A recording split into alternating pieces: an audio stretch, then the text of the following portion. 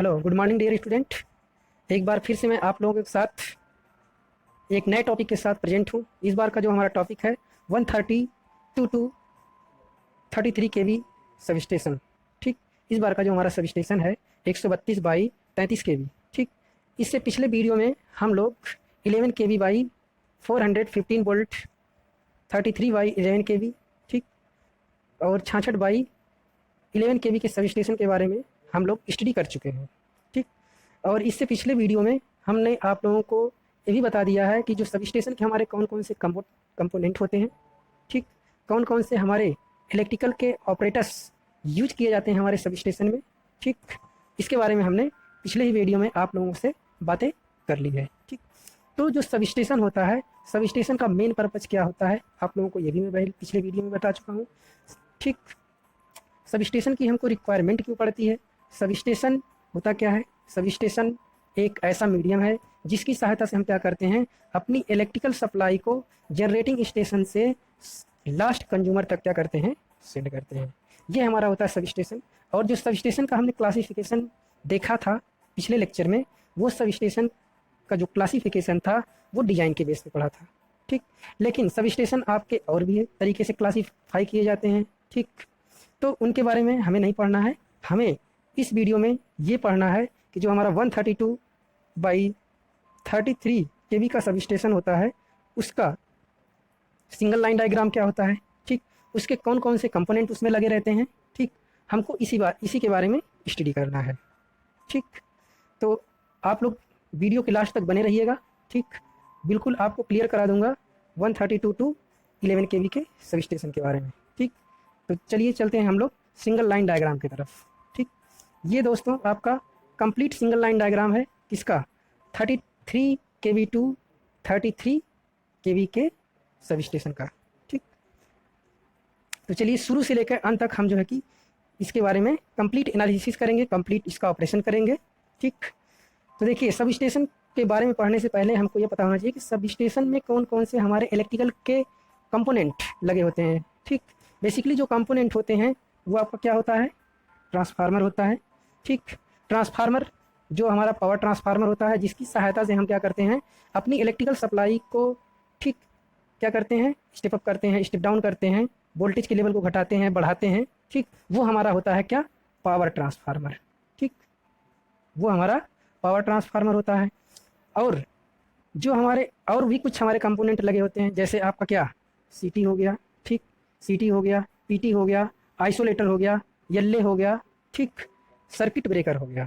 ठीक, तो जो सबसे मेन कंपोनेंट आपका होता है वो आपका होता है ट्रांसफार्मर। बेसिकली हमको क्या करना है, हाई वोल्टेज की सप्लाई को लो वोल्टेज की सप्लाई में चेंज करना है। ठीक, तो जब तक हमारे पास ट्रांसफार्मर नहीं होगा तो हम अपनी इलेक्ट्रिकल सप्लाई को हाई वोल्टेज से लो वोल्टेज में चेंज नहीं कर सकते। तो जो सब स्टेशन का सबसे इम्पॉर्टेंट कंपोनेंट होता है वो आपका होता है पावर ट्रांसफार्मर। पावर ट्रांसफार्मर की सहायता से ही हम वोल्टेज को स्टेप अप या स्टेप डाउन कहते हैं। ठीक, तो जो आपका क्लासिफिकेशन है सब स्टेशन का, जब दूसरे तरीके से हम क्लासीफाई करते हैं, ठीक, हाई वोल्टेज, लो वोल्टेज। ठीक, तो वहाँ पर हम जो है कि वोल्टेज के रेटिंग के बेसिस पर सब स्टेशन को क्लासीफाई करते हैं। तो जो आपका ट्रांसफार्मर होता है वो सब स्टेशन का सबसे कॉस्टली इलेक्ट्रिकल कंपोनेंट है। ठीक, क्योंकि ये सबसे कॉस्टली कंपोनेंट है, इसकी कास्ट पूरे सब स्टेशन की सबसे हाई कास्ट होती है। ठीक, तो चलिए हम एक एक कंपोनेंट के बारे में देखते हैं। पहला है आपका क्या, लाइटनिंग अरेस्टर। ठीक, लाइटनिंग अरेस्टर जैसा कि आपको मैंने पिछले वीडियो में बता दिया है कि जो लाइटनिंग अरेस्टर होता है वो आकाशीय बिजली से हमारे इलेक्ट्रिकल के कंपोनेंट को क्या करता है, बचाता है। ठीक, और इसके बाद है आपका वेव ट्रैप। ठीक, वेव ट्रैप जो है हमारा कम्युनिकेशन के पर्पज़ के लिए यूज़ किया जाता है। ठीक, ये हाई एम्पीडेंस का होता है। ठीक, इसके बाद है हमारा आइसोलेटर। ठीक, आइसोलेटर के बारे में भी हमने पिछले लेक्चर में बताया है। आइसोलेटर एक ऐसी इलेक्ट्रिकल डिवाइस है जो नो लोड की कंडीशन में यूज की जाती है, जिसका फंक्शन होता है किसी भी स्विच को ऑन ऑफ करना। ठीक, और नेक्स्ट हमारा है पावर ट्रांसफार्मर। ठीक, सॉरी, पावर ट्रांसफार्मर नहीं है, ये पोटेंशियल ट्रांसफार्मर है। पोटेंशियल ट्रांसफार्मर क्या होता है, पोटेंशियल ट्रांसफार्मर हमारा हाई वोल्टेज को मेजर करने के लिए एक मेजरिंग इंस्ट्रूमेंट है जो हाई वोल्टेज को क्या करता है, मेजर करता है। सीटी हमारा करंट ट्रांसफार्मर होता है जिसकी सहायता से हम हाई रेटिंग की करंट को क्या करते हैं, मेजर करते हैं। ठीक। सर्किट ब्रेकर क्या है? सर्किट ब्रेकर एक ऐसी इलेक्ट्रिकल डिवाइस है जो किसी भी सर्किट को लोड की कंडीशन में, नो लोड की कंडीशन में हमारी सर्किट को ऑन ऑफ करने के लिए यूज की जाती है। सर्किट ब्रेकर किसी भी सर्किट को मैनुअली ऑफ हो जाती है और ऑटोमेटिकली भी किसी भी सर्किट को ऑफ कर देती है। मैनुअली और ऑटोमेटिकली किसी भी सर्किट को ऑन और ऑफ करने के काम आता है क्या, हमारा सर्किट ब्रेकर। ठीक।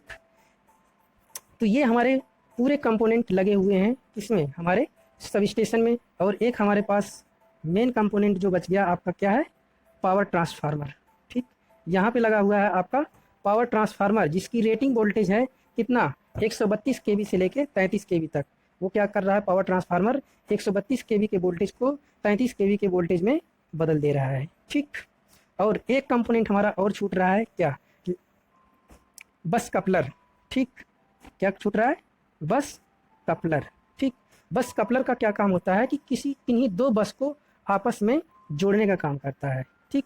जैसे आपके पास एक बस ये है, एक बस ये है, इन दोनों बसों को क्या करता है, ये जोड़ने का काम करता है बस कपलर का काम। बस कपलर बेसिकली हमारा एक सर्किट ब्रेकर ही होता है जिसकी रेटिंग हमारे जो रिमेनिंग सर्किट ब्रेकर होते हैं उनसे डुअल रेटिंग का हम सर्किट ब्रेकर यूज करते हैं। ठीक। और बाकी आपका स्विच यार्ड हो गया। स्विच यार्ड में आपका क्या, स्विच यार्ड या आपका वहाँ पे जहाँ पे आपका बेसिकली ट्रांसफार्मर लगा होता है। ठीक। उसको तो और आपके कोई कंपोनेंट इसमें नहीं बचते हैं। अगर आपका कोई और भी कंपोनेंट बचता है तो इसी वीडियो में हम उसको क्लियर कर लेंगे। ठीक। तो चलिए ठीक है जो है कि डियर स्टूडेंट, हम पूरा इसका सिंगल लाइन डायग्राम को देखते हैं किस तरीके से हमारी सप्लाई इनकमर पे आती है, फिर जो है कि हमारी सप्लाई आउट गोइंग फीडर से हमारी 33 केवी की सप्लाई दूसरे स्टेशनों के लिए भेज दी जाती है। ठीक। तो हम इसका कंप्लीट एनालिसिस करने जा रहे हैं। ठीक। ये देखिए आपकी जो ये सप्लाई है, ठीक, ये आपकी 132 केवी की सप्लाई आ रही है। ठीक। 132 केवी की सप्लाई आपकी आ रही है। फिर ये 132 की सप्लाई आपकी किस पे पड़ रही है, लाइटनिंग अरेस्टर पे। ठीक। लाइटनिंग अरेस्टर से होते हुए सप्लाई आपकी किस पे आएगी, वेब ट्रैप पे। ठीक। 132 केवी की सप्लाई आपके इनकमर पे आएगी और फिर लाइटनिंग अरेस्टर के बाद आपका वेब ट्रैप पे। वेब ट्रैप के बाद आपका सिक्वेंसली आपका आइसोलेटर स्विच लगी होगी। ठीक। फिर आपकी सप्लाई कहाँ पे आएगी, पीटी पे आएगी। ठीक। जिससे हम ये पता करेंगे कि जो हमारी सप्लाई इनकमिंग पे आ रही है, ठीक, जो इनकमिंग पे सप्लाई आ रही है वो कितने वोल्ट की आ रही है, ठीक, कितने केवी की आ रही है। ठीक।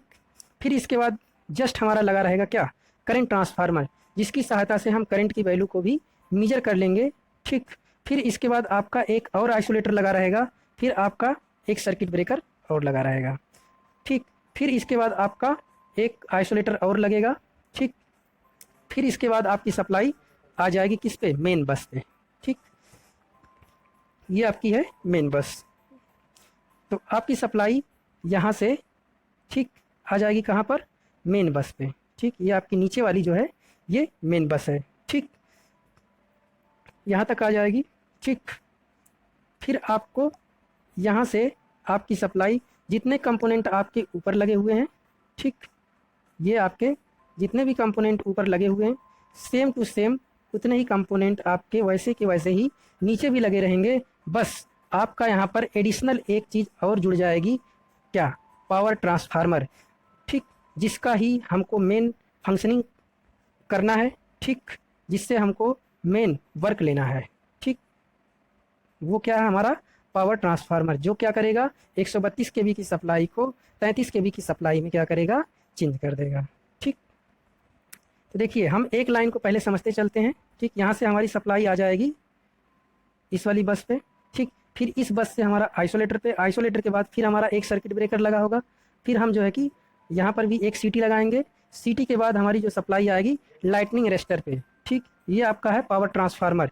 तो हमने पिछले वीडियो के लेक्चर में आपको बताया था कि जो ट्रांसफार्मर जहाँ भी लगता है तो उसके दोनों साइड हम क्या करते हैं, लाइटनिंग अरेस्टर को लगा देते हैं।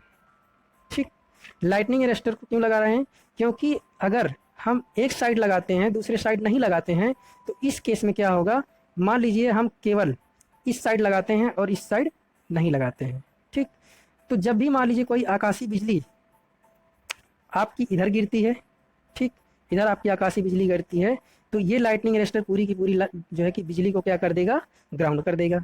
लेकिन अगर आपकी बिजली इस साइड गिरती है तो आपके जो ट्रांसफार्मर है उसके डैमेज होने की चांसेस बहुत ज़्यादा हैं, ठीक। तो इसी को सेव करने के लिए, इस ट्रांसफार्मर को सेव करने के लिए हम क्या कर रहे हैं, दोनों साइड से यल्ले लगा रहे हैं, ठीक। दोनों साइड से क्या कर रहे हैं, यल्ले लगा रहे हैं, लाइटनिंग अरेस्टर लगा रहे हैं, ताकि हमारा जो ट्रांसफार्मर है वो फुल्ली क्या रहे, प्रोटेक्टेड रहे। ट्रांसफार्मर को प्रोटेक्ट करने के लिए और भी हम इलेक्ट्रिकल इक्विपमेंट लगाते हैं, जैसे हमारा बुफोज रिले, डिफरेंशियल रिले, ठीक, तमाम तरीके की रिले लगाते हैं, जिससे हम ये पता कर लेते हैं कि हमारी जो ट्रांसफार्मर में किसी तरीके का अगर फॉल्ट है तो वो रिले हमको डिटेक्ट करके सर्किट ब्रेकर को ऑफ करा देती हैं, जिससे कि हमारे ट्रांसफार्मर पे सप्लाई क्या हो जाती है, ओपन हो जाती है। ट्रांसफार्मर पे कोई सप्लाई नहीं पहुंचती है और हमारा ट्रांसफार्मर क्या रहता है, फुल्ली सेफ बना रहता है।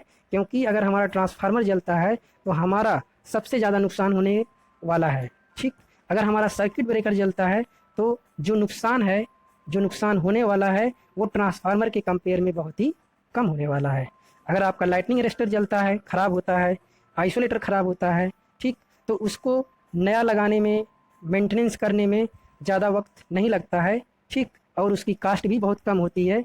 लेकिन अगर आपका ट्रांसफार्मर बर्न हो जाता है तो उस केस में आपको ज़्यादा कास्ट लगेगा, ठीक, और ज़्यादा इफर्ट लगेगा, ठीक, और जो आपके लॉसेस हैं वो भी बढ़ जाएंगे, जो आपके कनेक्टेड कंज्यूमर हैं उनको भी नुकसान होगा, ठीक। अगर मान लीजिए कोई आपका हाई रेटिंग पे कनेक्टेड कंज्यूमर है, ठीक, तो उसकी जो इंडस्ट्री है उससे बहुत तरीके के लॉसेस होने लगेंगे। उसका जो है कि प्रोडक्ट प्रोसेसिंग रुक जाएगी, क्योंकि बहुत सारी मोटरें जो होती हैं, ठीक, वो आपकी हाई वोल्टेज पे चलती हैं, ठीक। जितने भी आपकी 3 फेज इंडक्शन मोटर हैं 6.6 केवी से लेकर 3.3 केवी, ठीक, 415 वोल्ट की सप्लाई पे चलती हैं, ठीक। तो अगर किसी भी इंडस्ट्री को सप्लाई ब्रेक हो जाएगी तो उसका जो प्रोडक्शन रेट है वो डाउन हो जाएगा। तो इसीलिए हम क्या करते हैं, बेसिकली जो हमारा ट्रांसफार्मर है उसको हम कई तरीके से क्या कर रहे हैं, प्रोटेक्ट करते हैं। तो सबसे बेस्ट तरीका है कि जो आकाशीय बिजली है उसको हमारे ट्रांसफार्मर के पर गिरने से बचाने के लिए हम लाइटनिंग अरेस्टर का यूज करते हैं, और हम ट्रांसफार्मर के प्राइमरी साइड भी और ट्रांसफार्मर के सेकेंडरी साइड, दोनों साइड हम क्या करते हैं, लाइटनिंग अरेस्टर का यूज करते हैं, ठीक। तो देखिए हमारी सप्लाई इस मेन बस पे आ गई, मेन बस से हमारी सप्लाई लाइटनिंग अरेस्टर से होते हुए किस पे आ गई, ट्रांसफार्मर पे। ट्रांसफार्मर अब क्या करेगा, 132 केवी के वोल्टेज को 33 केवी के वोल्टेज में क्या कर देगा, चेंज कर देगा, ठीक। अब जब ये 33 केवी के वोल्टेज में इसको चेंज कर देगा तो आपकी 33 केवी की सप्लाई फिर लाइटनिंग अरेस्टर से होते हुए सीटी पे आएगी, ठीक। फिर सीटी से आपकी सप्लाई सर्किट ब्रेकर पे आएगी, ठीक। सर्किट ब्रेकर के बाद आपकी सप्लाई आइसोलेटर पे आएगी, ठीक। फिर आपकी जो सप्लाई है वो 33 केवी का 33 केवी की जो बस बार है, ठीक, 33 केवी की ये क्या है, 33 केवी की बस बार है जो मेन बस है, ठीक। और इसके नीचे आपको दिखाया गया है ऑक्सिलरी बस, ठीक। फिगर को और क्लियर करता हूँ, आपकी यहाँ से आ रही है सप्लाई कितनी, 33 केवी की, ठीक। 33 केवी की सप्लाई किस पे आ रही है, मेन बस बार पे, ठीक। ये आपका है ऑक्सिलरी बस बार, जिसको हम मेंटेनेंस बस बार भी कहते हैं, ठीक। जब हमको किसी ट्रांसफार्मर पे मेंटेनेंस करना है या किसी सर्किट ब्रेकर पे मेंटेनेंस करना है या हमारा किसी लाइटनिंग अरेस्टर पे मेंटेनेंस करना है तो हम क्या करते हैं, अपनी जो सप्लाई है, जो हमारे कनेक्टेड कंज्यूमर हैं, उनको जो सप्लाई हम दे रहे हैं ऑक्सिलरी बस के थ्रू हम ट्रांसफ़र करके उनको सप्लाई हम क्या करेंगे, भेज देंगे, ठीक। तो देखिए आपकी सप्लाई मेन बस पे आ गई, ठीक। मेन बस से आपकी सप्लाई कहाँ पे आएगी, इस वाले आइसोलेटर पे आएगी, ठीक। इस आइसोलेटर को ऑन करने के बाद आपकी सप्लाई इस सर्किट ब्रेकर पे आ जाएगी, ठीक। फिर इस सर्किट ब्रेकर से आपकी सप्लाई इस पे आ जाएगी, किस पे, सीटी पे।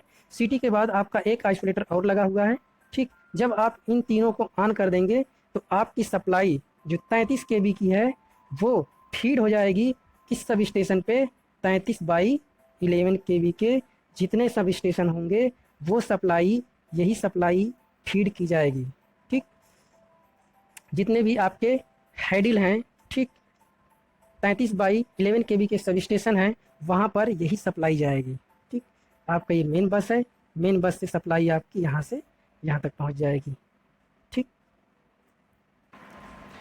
ठीक, तो आपने समझ लिया कि आपकी सप्लाई इस इनकमर से जब आ रही है तो आपकी supply lightning arrester, lightning arrester के बाद आपका वेब ट्रैप के बाद आइसोलेटर, ये आपके जितने भी इलेक्ट्रिकल कंपोनेंट लगे हैं ये बिल्कुल सिक्वेंसली लगे रहेंगे आपके सब स्टेशन पे। ठीक, फिर आपकी सप्लाई आ जाएगी इसके मेन बस पे, फिर यहाँ से आपकी सप्लाई, सॉरी यहाँ पे नहीं आएगी, ये आपकी सप्लाई यहाँ पे आएगी। ठीक, नीचे वाले बस बार पे। ठीक, फिर नीचे वाले बस बार पे जैसे आप इस साइड जो है कि आइसोलेटर को ऑन करेंगे, सप्लाई और आगे बढ़ेगी, फिर आपकी सप्लाई यहाँ तक आ जाएगी, फिर आपकी ये सप्लाई चेंज हो जाएगी कितने में, 33 केवी वोल्टेज में। ठीक, फिर आपकी ये जो आपका बस बार है, ठीक, 33 केवी का बस बार है, उसमें सप्लाई आ जाएगी। फिर इस आइसोलेटर को आप ऑन करेंगे, ठीक, सर्किट ब्रेकर को ऑन करेंगे और इस आइसोलेटर को ऑन कर देंगे, तो जो आपके स्टेशन होंगे 33/11 केवी के, वहाँ पे आपको सप्लाई पहुँच जाएगी। ठीक, यहाँ तक आप लोग क्लियर होंगे, मैं आप से यही उम्मीद करता हूँ। चलिए हम दूसरे साइड की सप्लाई को समझते हैं कि हमारी जो इस साइड की सप्लाई है वो किस तरीके से हमारी 33 केवी की सप्लाई में बदल के मिलेगी। ठीक, देखिए जिस तरीके से आपने इधर के बारे में समझा, सेम टू सेम इधर के बारे में आपको समझना है। ठीक, इस तरीके से। ठीक, ये देखिए आपकी सप्लाई यहाँ से आएगी इस बस बार पे। ठीक, इस बस बार से आपका जैसे जैसे इधर के बारे में आपने पढ़ा है, ठीक, वैसे वैसे आपकी सप्लाई इधर के लिए भी चली जाएगी। ठीक, ये देखिए आपकी सप्लाई ये इधर से इधर आएगी, फिर आपकी ये मेन बस पे आएगी। ठीक, फिर इसके बाद मेन बस से आपको जहाँ भी आपको सप्लाई को ट्रांसमिट करना है आप उसको ट्रांसमिट कर सकते हैं। ये जो सब स्टेशन है बेसिकली ट्रांसमिशन के अंदर आते हैं। ठीक, ट्रांसमिशन के ये सब स्टेशन है। ठीक है, ठीक, तो अभी तक आप लोगों ने इस पूरे हिस्से के बारे में आपने समझ लिया। ठीक, इस पूरे हिस्से के बारे में आपने समझ लिया कि आपकी सप्लाई 132 केवी की सप्लाई आ रही है, फिर आपकी लाइटनिंग अरेस्टर पे, लाइटनिंग अरेस्टर के बाद आपका आइसोलेटर पे, आइसोलेटर के बाद आपकी सप्लाई कहाँ पे, सॉरी लाइटनिंग अरेस्टर के बाद आपका लगा हुआ है क्या, वेब ट्रैप, वेब ट्रैप के बाद आइसोलेटर पे, आइसोलेटर के बाद पीटी पे, पीटी के बाद सीटी पे, सीटी के बाद सर्किट ब्रेकर पे, फिर जो है आइसोलेटर के बाद आपकी सप्लाई किस पे आ जा रही है, बस बार पे। ठीक, तो इस वाले पार्ट को आपने समझ लिया। ठीक, और नीचे चलते हैं। ठीक, तो अब आपकी सप्लाई यहाँ पे आ जाती है, यहाँ के बाद इस वाले भी पार्ट को हमने आपको समझा दिया। जिस तरीके से अगर आपने इस वाले पार्ट को समझ लिया तो सेम टू सेम वैसे ही आपका ये भी पार्ट है। ठीक, क्योंकि हम सप्लाई को क्या कर रहे हैं, पैरेलल में भेज रहे हैं। ठीक, अगर मान लीजिए आपकी एक सप्लाई डिस्कनेक्ट हो जाए तो दूसरे के थ्रू हम सप्लाई सारे के सारे कंज्यूमर्स को, जितने भी आपके कनेक्टेड सब स्टेशन हैं, उनको हम क्या करें, सप्लाई को भेज सकें। ठीक, तो देखिए अब आप लोग इससे भी क्लियर हो गए, इससे भी क्लियर हो गए। ठीक, आपकी यहाँ तक सप्लाई आ गई और कैसे आपकी सप्लाई 132 केवी से बदल के 33 केवी की सप्लाई में बदल जा रही है, और ये सप्लाई फिर आपके उस सब स्टेशन पे जा रही है जो आपका सब स्टेशन कितने का है, 33/11 केवी का। ठीक, तो एक लाइन का आपको क्लियर हो गया तो सब लाइन आप क्लियर कर लेंगे। ठीक है, अब समझ लेते हैं थोड़ा सा ये जो आपका लगा हुआ है क्या, बस कपलर। ठीक, अब हम क्या करते हैं, बस कपलर के बारे में समझ लेते हैं। ठीक,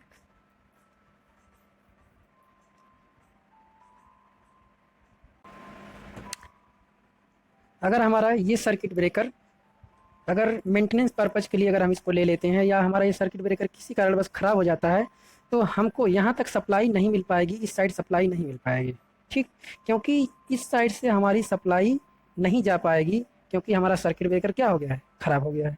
ठीक, तो इस केस में हम क्या करेंगे कि हम ये आइसोलेटर ऑन कर देंगे। ठीक, ये आइसोलेटर ऑन करेंगे, हम देख रहे हैं कि ये वाली बस हमारी क्या हो रही है, चार्ज हो जा रही है। ठीक, हमारी सप्लाई इस आइसोलेटर तक पहुँच रही है।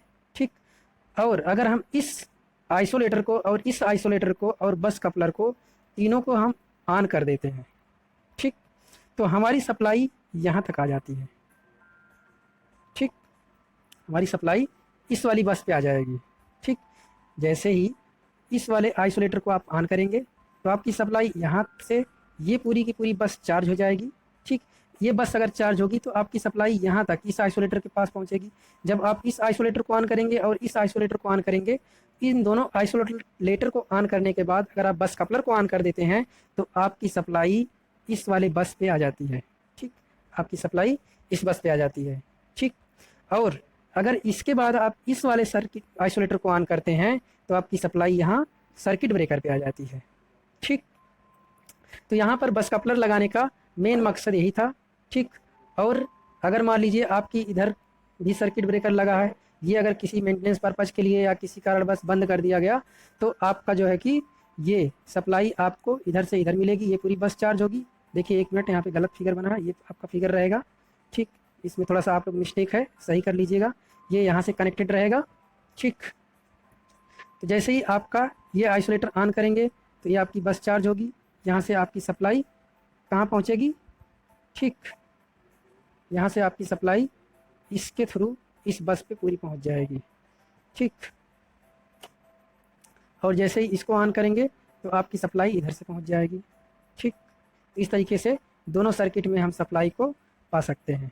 ठीक है, तो यहाँ पर इस बस कपलर का केवल इतना ही काम था। ठीक, और एक बस कपलर आपको नीचे भी दिया है। ठीक, और ये आइसोलेटर जो लगा है, हम इसके फंक्शन को समझने जा रहे हैं। ठीक, तो देखिए आपके पास यहाँ पर आपको 2 बस बार दिया है। ठीक, एक आपका है मेन बस बार, दूसरा आपका है ऑक्सिलरी बस बार। ठीक, तो जब आपका ये ट्रांसफार्मर 132 केवी की सप्लाई को 33 केवी की सप्लाई में बदल के देगा मेन बस बार पे, ठीक, तो आपकी जो सप्लाई है, ठीक, वो यहीं तक पहुंचेगी। ठीक, इतनी ही रहेगी। जब आप इस आइसोलेटर को ऑन करेंगे तो जो जिस फीडर के लिए हमको सप्लाई भेजना है वो यहाँ तक आपकी पहुँच जाएगी। अगर आप इस भी आइसोलेटर को ऑन कर देते हैं तो जिस सब स्टेशन के लिए आप 33 केवी की सप्लाई को सेंड कर रहे हैं वो आपकी सप्लाई सेंड हो जाएगी। ठीक, इस आइसोलेटर को ऑन कर देंगे, पूरी की पूरी सर्किट में जितने भी आपके स्विचिंग डिवाइसेस लगी हैं अगर आप उनको ऑन कर देते हैं तो जिस सब स्टेशन के लिए आप सप्लाई भेज रहे हैं वहाँ पे सप्लाई क्या हो जाएगी, पहुँच जाएगी। ठीक, लेकिन एक बात और है इसमें, जब आपका ये ट्रांसफार्मर क्या हो गया, फेल हो गया, मान लीजिए जल गया, ठीक, इसकी वाइंडिंग जल गई या आपका मेंटेनेंस का टाइम आ गया, हमको इस ट्रांसफार्मर पे क्या करना है, मेंटेनेंस करना है। ठीक, 2 दिन के लिए 4 दिन के लिए इसका पूरा कंप्लीट मेंटेनेंस करना है। तब हमको इधर से जो सप्लाई मिल रही थी, ठीक, ये सप्लाई अब इन स्टेशनों को सप्लाई नहीं मिल पाएगी क्योंकि ये हमारा इसी से ही क्या है, जुड़ा हुआ है। ठीक, तब हमको क्या करना पड़ेगा, हमको इस आइसोलेटर को ऑन करना पड़ेगा क्योंकि ये हमारा ट्रांसफार्मर क्या है, ये ट्रांसफार्मर हमारा सही है, रनिंग कंडीशन में चल रहा है, तो ये सप्लाई यहाँ तक इसकी आ रही है। ठीक, ये सप्लाई इसकी कहाँ तक आ रही है, इस ट्रांसफार्मर की सप्लाई इस बस, मान लीजिए आपकी बस बी है और ये बस आपकी ए है, जो दोनों क्या है, मेन बस हैं। ठीक, यहाँ तक आपकी सप्लाई आ रही है। इस आइसोलेटर को आपने ऑन किया, यहाँ तक सप्लाई पहुँची। इस आइसोलेटर को ऑन करेंगे तो सप्लाई आपके बस कपलर तक, इस साइड जो है कि आइसोलेटर को ऑन करेंगे तो आपकी सप्लाई ये पूरी कंप्लीट हो जाएगी और ये आपकी बस क्या हो जाएगी, चार्ज हो जाएगी। ठीक, तो इसी पर्पज़ के लिए हम इसको क्या किए हैं, बस कपलर का यूज किए हैं कि जब भी कभी हमारा ये ट्रांसफार्मर ख़राब हो जाए तो हम इधर से सप्लाई इस बस कपलर के थ्रू यहाँ पे ले सकें।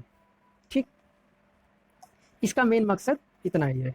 और अगर मान लीजिए आपका ये ट्रांसफार्मर ख़राब हो गया, ठीक, तो इन जो स्टेशन हैं, ठीक, ये जो हमारे 2 फीडर्स हैं जो दूसरे स्टेशन को सप्लाई को क्या कर रहे हैं, फीड कर रहे हैं, ये ट्रांसफार्मर ख़राब होने पर ये सप्लाई को फीड नहीं कर पाएंगे। तो इस केस में क्या करना पड़ेगा, हमको इस ट्रांसफार्मर से सप्लाई लेना पड़ेगा। ठीक, इस ट्रांसफार्मर से सप्लाई आपकी कहाँ तक मिलेगी, ये यहाँ तक मिलेगी। ठीक, फिर आपको इसको ऑन करना पड़ेगा, इसको ऑन करने के बाद इस आइसोलेटर को ऑन करेंगे। ठीक, जैसे ही ये इस आइसोलेटर को ऑन करेंगे तो ये आपकी बस पूरी क्या हो जाएगी, चार्ज हो जाएगी। ठीक, तब आपको सप्लाई इधर से होते हुए इधर से आपको सप्लाई मिलने लगेगी। ठीक, इसमें एक चीज़ और है। ठीक, आपकी सप्लाई इधर से ये ऐसे आई, ठीक, इसको ऑन किया आपने, सप्लाई आपकी यहाँ तक आएगी। ठीक, जब आप इसको ऑन करेंगे तो सप्लाई आपकी इधर पहुँच जाएगी। ठीक, जब आप इसको नहीं ऑन करेंगे। ये सप्लाई आपकी ऐसे आएगी, ऐसे, फिर ऐसे, फिर इस वाले को ऑन करेंगे तब सप्लाई आपको मिलेगी। ठीक, नीचे वाले को ऑन करेंगे ऐसे तब मिलेगी। जो ऊपर से सप्लाई आ रही है उसको ऑन करने से सप्लाई नहीं मिलेगी, उसको ऑन करेंगे तो आपको सप्लाई नहीं मिलेगी। अगर आपको यहाँ से सप्लाई लेना है तो इस कंडीशन में आपको इस दोनों आइसोलेटर को ऑन करके जो है कि बस कपलर को ऑन करना पड़ेगा। ठीक, तब आपको सप्लाई इधर से मिलेगी। देखिए बताता हूँ कैसे मिलेगी। इधर से सप्लाई आई यहाँ तक, ठीक, आपने इसको ऑन किया तो आपकी सप्लाई इधर आ गई। ठीक, फिर जब आपने इसको ऑन किया तो सप्लाई की वजह से पूरी बस क्या हो जाएगी, चार्ज हो जाएगी। ठीक, अगर आप बस कपलर से सप्लाई लेना चाहते हैं तब क्या करना पड़ेगा आपको, इसको ऑन करना पड़ेगा, इसको ऑन करना पड़ेगा और इसको ऑन करना पड़ेगा, तब आपकी सप्लाई आएगी ये ऐसे। ठीक, अब जो है आप अगर इस आइसोलेटर को ऑन करते हैं तब भी आपको इस जो है कि फीडर को सप्लाई मिलेगी। अगर आप इसको ऑन करते हैं तब भी आपको इस फीडर को सप्लाई मिलेगी, क्योंकि इस साइड की जो बस बी है ये भी चार्ज है और जो नीचे ऑक्सिलरी बस है वो भी चार्ज है। ठीक, इस तरीके से आपको सप्लाई एक जगह से दूसरी जगह क्या हो रही है, ट्रांसमिट की जा रही है। ठीक, तो ये था आपका कंप्लीट एनालिसिस जो है 132 बाई 33 केवी के सब स्टेशन के बारे में। तो मैं आपसे उम्मीद करता हूँ कि इस वीडियो में मैं जो भी आपको समझाने की कोशिश किया हूँ आपको समझ में आया होगा। ठीक, अगर आपको लगता है कि इस वीडियो में कहीं कोई गलती है तो आप मेरे व्हाट्सएप नंबर पे मुझसे कांटेक्ट कर सकते हैं। ठीक, और नेक्स्ट वीडियो हमारा होगा estimation of transmission line and distribution line. ठीक, जो आपकी अंडरग्राउंड लाइन होगी, ओवरहेड लाइन होगी, उसके बारे में हम उसका एस्टिमेशन करेंगे। तो नेक्स्ट वीडियो में हम क्या पढ़ेंगे, estimation of overhead and underground lines. क्या पढ़ेंगे, estimation of overhead and underground cable. तो बस इस वीडियो में इतना ही। आप लोग को वीडियो देखने के लिए धन्यवाद।